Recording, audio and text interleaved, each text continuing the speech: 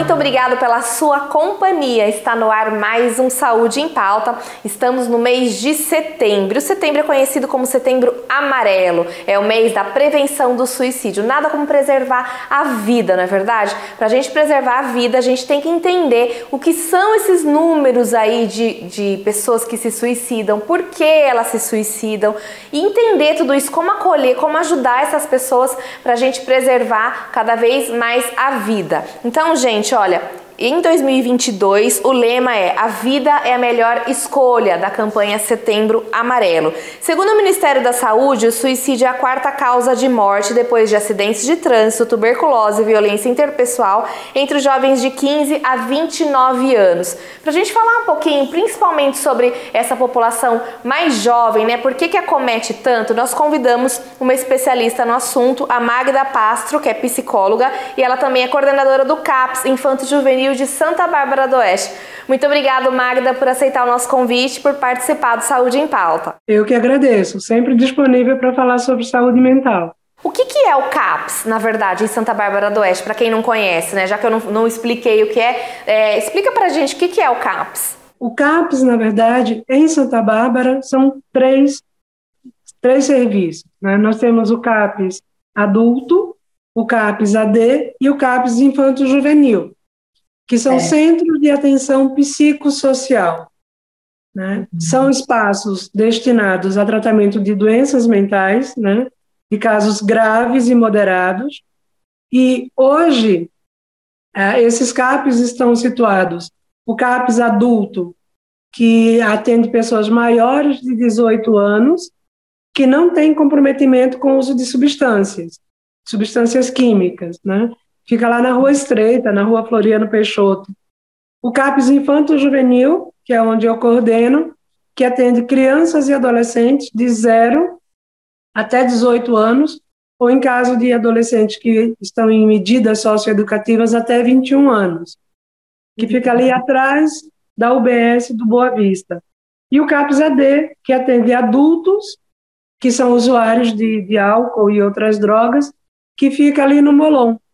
É um espaço que a gente atende e acolhe as pessoas que têm transtornos e problemas graves de saúde mental. Por que o número é grande, né? Vamos falar de dados. Por que o número é grande de suicídio, né, entre crianças e adolescentes? Na verdade, assim, suicídio sempre foi um tabu, né?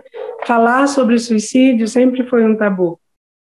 E quando você fala em jovens, né, crianças e adolescentes, e percebe quanto esse número vem aumentando, o que as pesquisas têm mostrado e a observação diária tem mostrado para a gente é que você tem pontos estanques para essa população. Por exemplo, pessoas que sofreram violência doméstica, seja violência sexual ou violência física, né? É comum entre essas pessoas. Claro que isso não quer dizer que todo mundo que sofre abuso, todo mundo que sofre violência doméstica na infância vai ser um suicídio em potencial. Mas é uma característica comum quando a gente estuda as pessoas que tentam suicídio, né? Entre os adolescentes, há fatores como o bullying, que é uma coisa que tem sido falada muito ultimamente, mas é uma coisa muito antiga. É que o termo bullying é novo, mas o fato bullying é muito antigo. A sensação de pertencimento, a cobrança entre adultos e jovens, né, de quanto você precisa estar bem, fazer parte de um grupo, ser aceito. Então, assim, e uma questão muito séria, que eu acho que isso merece um outro momento até, é a questão da sexualidade, né? A questão de identidade de gênero. Isso tem sido muito distorcido. Nós temos percebido nessas últimas gerações que o conceito deles de gênero é bem diferente do nosso. Então, os conflitos em torno disso causam muita angústia. Então, é muito comum entre aqueles que nós atendemos que têm uma tentativa, um planejamento, ou mesmo uma ideia suicida, que você identifique questões como identidade de gênero. Então, esses são alguns fatores aí que a gente pode, né, tá identificando. É isso, Magda? São alguns sinais, assim, alguns fatores que podem predispor? Eu nem falaria como sinais, né? Esses fatores nós percebemos uma predisposição ligada a esses fatores. Os sinais de que alguém vai se suicidar são comuns, independente de idade. O principal é a mudança de comportamento, né? Você vê uma pessoa que era muito falante, que tinha um comportamento muito expressivo e, de repente, fica muito quieta, né? Pessoas que, por exemplo, bebiam o que costumam chamar de beber socialmente, tomava aquela cervejinha no final de semana, passam a beber todos os dias, passam a beber logo que acordam. Então, o alcoolismo é uma coisa também que é muito comum, é um sinal muito comum. A impulsividade também, entre adolescentes é muito visível isso. Parece que está tudo bem e, de repente, você percebe um impulso, um ato impulsivo nessa tentativa de suicídio. Ô Magda, a gente vai para um rápido intervalo e a gente já volta para a gente entender como, identificando esses sinais, né? O que a gente tem que fazer? A gente como cuidador, né? Ou a gente como tem um amigo na escola, por exemplo, né? Como a gente orientar, de repente, a nossa criança, né? A gente já volta e você explica pra gente, por favor, tá bom? Até já! Estamos de volta conversando com Magda Pastro, ela que é psicóloga, estamos falando sobre saúde mental. Preservação da vida. Estamos falando em como a gente evitar o suicídio, porque estamos no mês de Setembro Amarelo. Magda, identificado alguns sinais, né? Que tem vários aí que você já colocou alguns pra gente no primeiro bloco. O que a gente deve fazer, né? Como a gente aborda? Ou, eu acho que esse é um sinal, o que eu faço, né? Quem eu procuro? Como fazer? Pois é, como fazer é o grande gancho para ajudar alguém que tem um pensamento suicida. No caso de adultos, né, a gente costuma falar que é sempre o acolher que é o mais importante. Você não vai chegar numa pessoa que você percebeu que está mais triste, que tem falado que quer morrer, que tem falado que pensa em suicídio. Você não vai chegar nessa pessoa e falar: eu acho que você quer se suicidar. Eu estou percebendo que você quer se matar. Ninguém vai fazer isso. Mas você pode chegar perto de uma pessoa que você percebe essas mudanças e perguntar: tá tudo bem?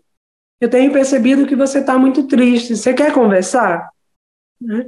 Se é alguém que você tem mais intimidade e essa conversa vai deslanchando, você pode sugerir que ele busque ajuda. Eu acho que isso é o mais difícil.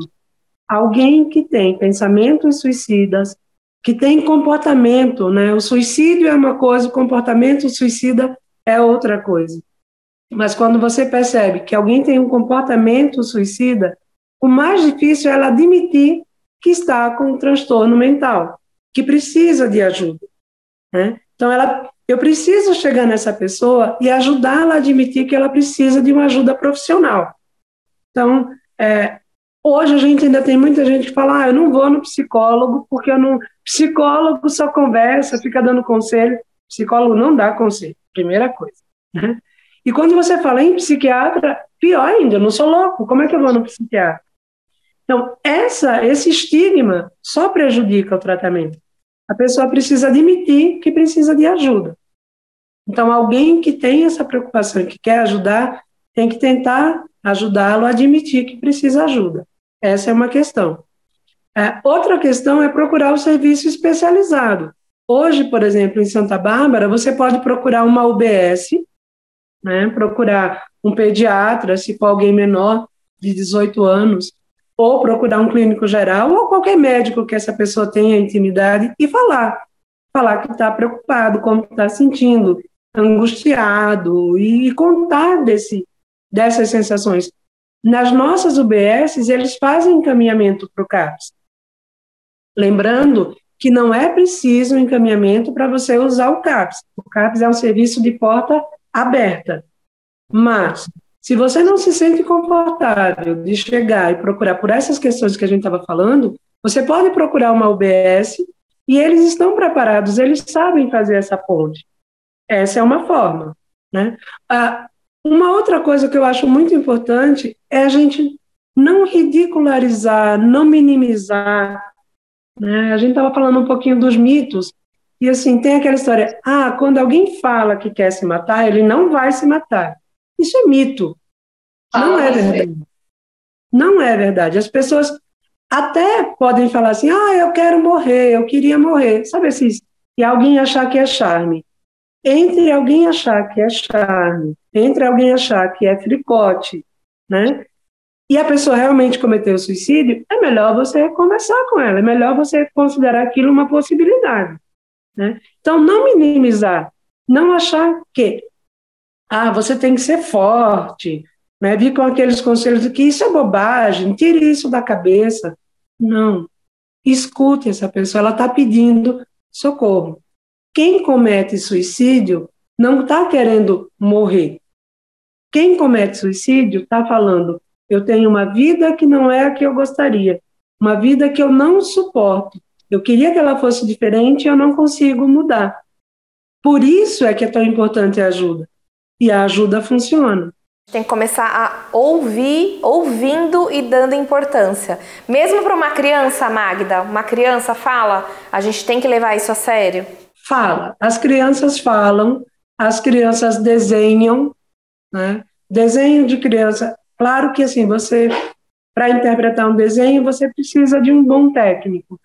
Mas há algumas situações que os desenhos são muito evidentes, né? Crianças que desenham cenas angustiantes e que falam sobre isso, né? Crianças que brincam constantemente dessas questões de vou matar, vou morrer. Em situações mais graves, as crianças calam, né? Principalmente em situações de abuso, as crianças calam muito, mas se expressam de diversas formas, pedem socorro de diversas formas. A gente tem que ficar bem atento, que às vezes, assim, principalmente os pais, eu acho que na correria, os cuidadores, né, na correria do dia a dia, às vezes a gente olha e fala, a criança tá chamando atenção, né, ela tá fazendo isso para chamar atenção, é birra, é não sei o quê. Então, assim, é muito difícil, né, o papel do educador também é muito difícil, né, o papel do educar, eu falo, né. Então, assim, serve aí esse programa também como um alerta, né, para identificar essas mudanças aí de comportamento, né. Você acabou de falar uma frase que é chave. A criança está querendo chamar atenção. É verdade. Ela está querendo chamar atenção. A questão é você avaliar por que ela está querendo chamar atenção, né? Nós falamos muito no CAPES do estar presente. Quando nós atendemos essas crianças graves, é muito comum você ouvir do responsável a seguinte frase: mas ela tem tudo. Eu não sei mais o que fazer, eu dou tudo para ela. E aí a gente costuma falar, pois é, ela tem tudo menos você. Então ela não tem nada. É por isso que ela está chamando atenção. É por isso a birra. Exceto crianças que realmente têm um transtorno mental diagnosticado, e isso só o psiquiatra pode fazer, né, em conjunto com toda a equipe, mas principalmente o psiquiatra, o neuropsiquiatra. Crianças que não têm esses distúrbios estabelecidos chamam atenção, sim, mudam de conduta, ficam fazendo birra porque elas querem os pais, elas querem os responsáveis. Elas estão dizendo, eu quero ser visto, né? Então, é para chamar atenção. Como lidar com isso é uma longa explicação, né? Tem que buscar ajuda, tem que buscar ajuda. Para isso que existem os profissionais, né? Para isso que a gente tem informação e tem que buscar, com certeza, e tem que prestar atenção nisso. Ô Magda, existe alguma forma da gente prevenir, além de ouvir, né, de prestar atenção, como você colocou agora, mas da gente prevenir, ou seja, da gente cuidar da saúde mental aí das nossas crianças, dos nossos adolescentes? Prevenção, eu acho que é a única forma que a gente tem de mudar esse quadro estatístico horroroso, né? No Brasil, hoje, 38 pessoas se matam, em média, por dia, né? E quando a gente fala de prevenção, a gente fala de saúde mental como um todo, né? A gente fala desde o esporte, cultura e qualidade de vida, né? No caso do suicídio, especificamente, há alguns indicadores que você precisa ficar alerta. Por exemplo, pessoas que têm história de suicídio na família. Quanto mais próxima essa história, mais alerta você deve ficar, né? Você tomar o cuidado, né, com quem cerca você para essas questões de estresse, de depressão, de momentos de mudança de vida. É uma coisa que a gente não falou aqui, e eu lembrei agora por conta da história da prevenção. Idosos, nós não falamos a respeito, mas entre jovens e idosos você vai ter o maior número de tentativa de suicídio. Como prevenir no caso de um idoso? O idoso se mata por solidão, por achar que é um peso, né? Por achar que é inútil, né? Então, assim, estar mais próximo sempre, isso vale para todos, né? E uma questão muito delicada, mas que a gente precisa falar, é a questão da religiosidade, né? A religião, algumas vezes, acaba atrapalhando muito e outras vezes é uma tábua de salvação. É preciso ter cuidado, né? Assim, falar sobre isso sem ideologizar a coisa, né? A religião já colocou o suicídio como o pior dos pecados. Por outro lado, pessoas que vivem a sua religiosidade têm nela um amparo, um apoio para não cometer suicídio também, né? E na nossa experiência em saúde mental, é preciso lidar com muito cuidado, porque às vezes as pessoas levam até as igrejas, independente de denominação, não estou aqui julgando absolutamente nenhuma igreja, mas levando a igreja, encontrando alguém que realmente é apto para ajudar, ótimo. Faz um trabalho em paralelo com o CAPS, fantástico, ou com outro profissional que não seja do CAPS. Mas, às vezes, uma pessoa da igreja, né, um religioso, que não tem esse tato, pode fazer o trabalho inverso. Então, a questão da religiosidade como prevenção funciona muito, né, e pode prejudicar muito também. É preciso bom senso, sempre. E olhar, né, aí a saúde mental, né, sempre tá procurando um profissional, se precisar, né, Magda? Se precisar e se não precisar, né, eu falo que psicoterapia é mágico, né, pra gente se descobrir como a gente tá no mundo e a gente, assim, tá se reconstruindo, se necessário, em todas as situações. Então, assim, eu admiro demais vocês como profissionais e a saúde mental é um pilar, assim, extremamente importante aí pra felicidade mesmo, né? Então, eu admiro demais, eu acho que a gente tem que olhar para isso mesmo e o Setembro Amarelo veio trazer essa questão aí de maneira mais forte, né? E enaltecer a importância deste profissional, né? E do processo aí de terapia, o quanto isso é importante, né? A gente olhar pra gente, a gente refletir, buscar sempre a ajuda de um profissional, né? Assim, eu sou suspeita para falar, mas eu acho que seria um presente todo mundo ter acesso à psicoterapia, né? Ainda temos um vasto caminho para diminuir o preconceito em relação a isso. E eu acho que cabe aqui a gente lembrar um pequeno detalhe. Setembro Amarelo é importantíssimo, né? O CVV, o Conselho de Medicina e a Associação de Psiquiatras foram de uma lucidez ao criar esse momento, mas a prevenção tem que ser o ano inteiro, como para todos os meses coloridos que nós temos, né? E assim, buscar o psiquiatra, buscar o psicólogo não é vergonha. Não se sinta envergonhado de dizer que você está precisando de um suporte.